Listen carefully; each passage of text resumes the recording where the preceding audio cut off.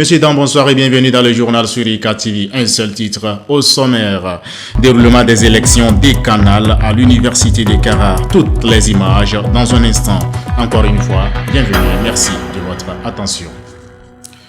Élus en 2020, les doyens des facultés de l'université de Kara sont en fin de mandat. Pour ce faire, des élections ont été organisées pour élire de nouveaux responsables décanaux les 23 et 24 mai 2024. Les détails dans ce téléma signé Victor Paneke Fortuné Kuyao.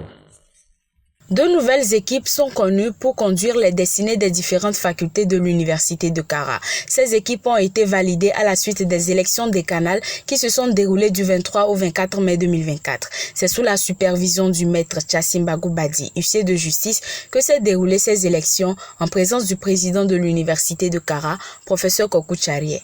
En effet, la mise en place d'une commission électorale au niveau de chaque faculté a facilité le processus. Ainsi, les électeurs constituent des universitaires et des acteurs du monde socio-économique ont tour à tour exprimé leur choix dans une atmosphère conviviale. Au terme de ces élections, de nouveaux doyens sont connus. Il s'agit du professeur Badabou Kadoussa pour le compte de la faculté des lettres et sciences humaines et du professeur Prenam Mouzou à la faculté des sciences de la santé. Les doyens Alpha Sika Mendeseflay, Komla ADV et Komla Alemao ont été respectivement réélus pour le compte de la FS, de la FAST, de la FASEG et de la FDSP avec de nouveaux visages de vice-doyens. Je voudrais remercier tous les électeurs qui ont porté leur voix sur notre liste. Je voudrais particulièrement remercier les chefs de département, les partenaires du monde socio-économique, les délégués des étudiants et les délégués des PAT. Je voudrais donc dire que c'est ensemble qu'on va travailler pour hisser très haut notre faculté. Comme on l'a dit, que c'est sur l'ancienne corde qu'on tisse la nouvelle. Évidemment, nous allons continuer dans ce sens en améliorant. Donc ce qui a amélioré, donc on va le faire. On va apporter de nouvelles idées puisque c'est un nouveau vice-doyen aussi. C'est vrai, je vais m'inspirer de l'ancien en apportant aussi ma contribution donc à l'avancement de notre maison commune. C'est un sentiment de joie et de reconnaissance qui m'anime actuellement. Reconnaissance à Dieu et à l'ensemble de tous nos collègues et partenaires qui nous ont soutenus. Reconnaissance également à tous les autres membres de notre faculté, notamment le personnel administratif, technique de soutien et les étudiants qui ont été représentés par leurs délégués. Rappelons que ces doyens sont élus pour un mandat de 3 ans. Ils prendront ainsi fonction dans les jours à venir. La liste des docteurs formés à l'université de Kara s'agrandit le mardi dernier. M. Nadjombe Panté a procédé à la soutenance de sa thèse de doctorat au campus sud. On fait le point avec Jean-Patika et Modeste Dawat. Encore un nouveau docteur enregistré par l'école doctorale pluridisciplinaire de l'université de Kara. Il s'agit de M. Nadjombe Panté. Il a soutenu sa thèse de doctorat le mardi dernier devant les membres du jury qui sont intervenus en présentiel et en distanciel. L'impétrant, issu du département d'histoire, a procédé à cet exercice dans la salle American Corner au campus sud. L'Assemblée consulaire a connu différentes dénominations. Entre 1921 et 1954, elle était dénommée Chambre de commerce de Lomé et ne couvrait que la ville de Lomé. Entre 1954 et 1994, elle a changé de dénomination pour devenir la Chambre de commerce, d'agriculture et d'industrie du Togo. Je trouve que c'est une thèse de très bonne facture, très riche, bien documentée, menée avec toutes les exigences nécessitées par la recherche historique. Ainsi, les recherches du désormais docteur Nadjombe Panté ont porté sur le thème « L'Assemblée consulaire du Togo de 1921 à 2008 ». Un thème qui a amené l'impétrant de cerner l'organisation et la contribution de cette institution sur l'économie togolaise courant la période susmentionnée. Au thème de sa présentation, des appréciations, apports et contributions ont été faites par les membres du jury. Notre étude a porté sur l'Assemblée consulaire du Togo de 1921 à 2008. Et cette étude est une contribution à l'histoire contemporaine du Togo et permet d'évaluer une institution qui n'est pas connue par les Togolais. Et quand on parle de l'Assemblée consulaire, c'est ce qui est connu aujourd'hui sous le nom de Chambre de commerce et d'industrie du Togo. Et notre étude montre clairement la création, l'évolution et les différentes réorganisations qui sont intervenues dans le processus évolutif de la Chambre de commerce. C'est une grâce pour moi. Je peux le dire comme ça, c'est une grâce d'être arrivé à ce jour ici. Rappelons donc que l'université de Kara forme dans les 3 parcours licence, master et doctorat, et M. Nadiombe Panté en est une preuve pour avoir passé ces 3 étapes de formation à l'université de Kara. Autre chose, après 3 ans d'expérimentation de l'outil FODA à l'Institut supérieur des métiers de l'agriculture ISMA, les acteurs impliqués ont marqué une halte pour dresser le bilan. C'était au cours d'un atelier qui s'est déroulé au campus Nord. Françoise Barota, Linda Lupacha pour plus de précisions. Les acteurs impliqués dans la mise en œuvre et l'exécution de l'outil FODA, entendu, formation en développement des affaires, étaient en atelier bilan le 22 mai dernier au campus Nord. Cet outil est porté par la GIZ et implémenté à l'Institut supérieur des métiers de l'agriculture ISMA de l'Université de Kara.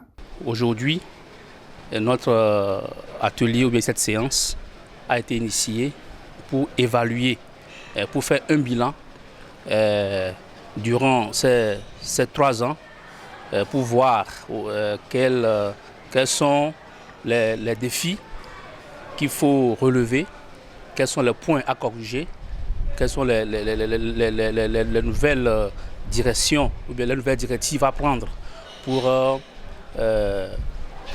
parfaire cette formation entrepreneuriale. Avec cet outil FODA, il y a des étudiants qui sont arrivés à s'installer et à démarrer leur activité entrepreneuriale.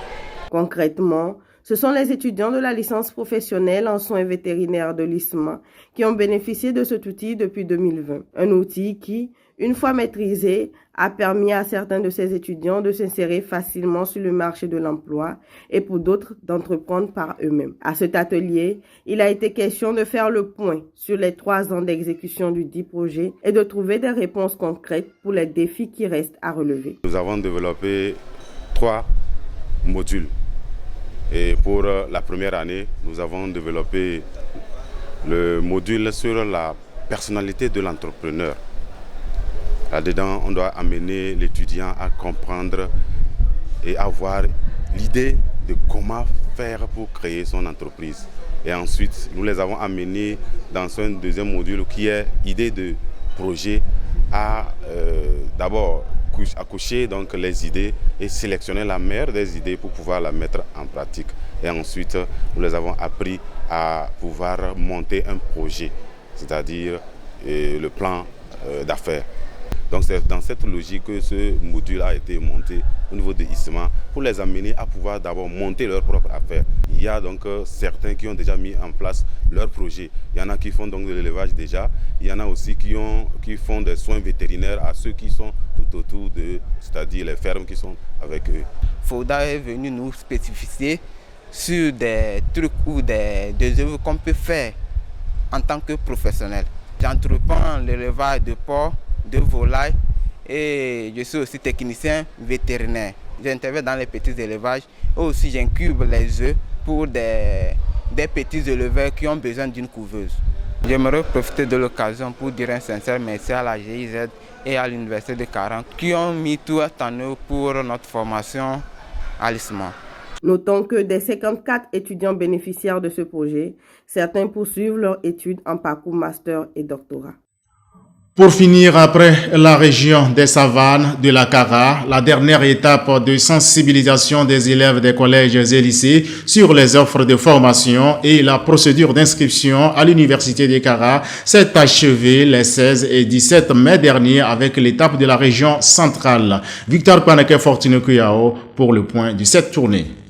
Démarrée le 8 avril 2024, la tournée de sensibilisation dans les lycées d'enseignement général et scientifique des régions septentrionales du Togo a pris fin le vendredi 17 mai 2024. Mandatée par le président de l'université de Kara, la délégation universitaire est allée à la rencontre des élèves pour leur donner des informations concernant l'université. Ces sensibilisations constituent une phase préparatoire pour ces élèves qui bientôt vont s'inscrire à l'université. Les informations couvrent largement l'organisation du système d'enseignement à l'université, sachant très bien que le passage du lycée à l'université, il y a une phase de transition puisque le système d'enseignement au lycée, il n'est pas le même que le système d'enseignement à l'université. À l'université, c'est le système LMD. Donc, naturellement, il fallait leur expliquer ce que c'est que le LMD, comment ça se manifeste, comment ça se déroule à l'université. Et donc, leur expliquer tout ce mécanisme-là. Également, leur présenter les plaquettes de formation, la plaquette de formation disponible à l'Université de Kara. Le conseil que nous leur donnons, c'est de vérifier leur identité sur les différentes pièces qu'ils ont et qu'ils vont présenter pour le dépôt, pour ne pas perdre du temps au cours de leur cursus et surtout au moment de l'établissement des attestations. Donc, faire attention à l'identité, nom, prénom, date et lieu de naissance qui sont écrits sur les pièces. Il faut que ce soit exactement les mêmes informations d'un dossier à l'autre. Ensuite, pour l'octroi des bourses aussi et des aides, c'est sur la base du travail du bac pour les premières années, c'est-à-dire semestre 1-2.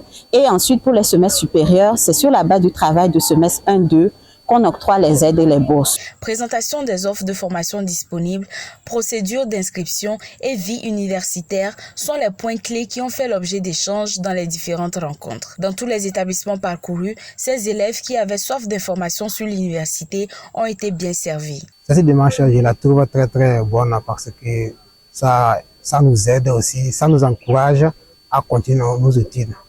Parce que auparavant, certains se découragent parce qu'ils ne savent pas ce qu'ils peuvent faire à l'université. Mais suite à cette visite maintenant, certains ont pris goût. Et actuellement, ils ont encore l'espoir qu'ils peuvent faire quelque chose dans la vie avec leur diplôme après le bac.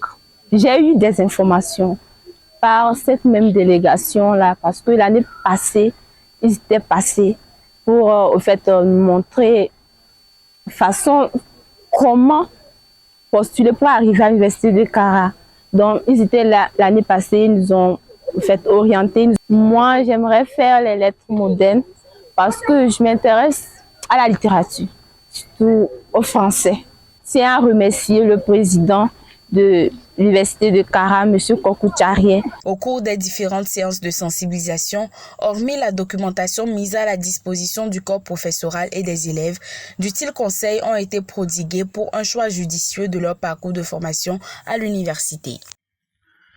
Fin de cette édition, je vous en rappelle le seul titre au menu. Déroulement des élections décanales à l'Université de Kara. Voilà, c'est fini pour ce rendez-vous informationnel de la semaine. Merci de l'avoir suivi. Excellent week-end à toutes et à tous.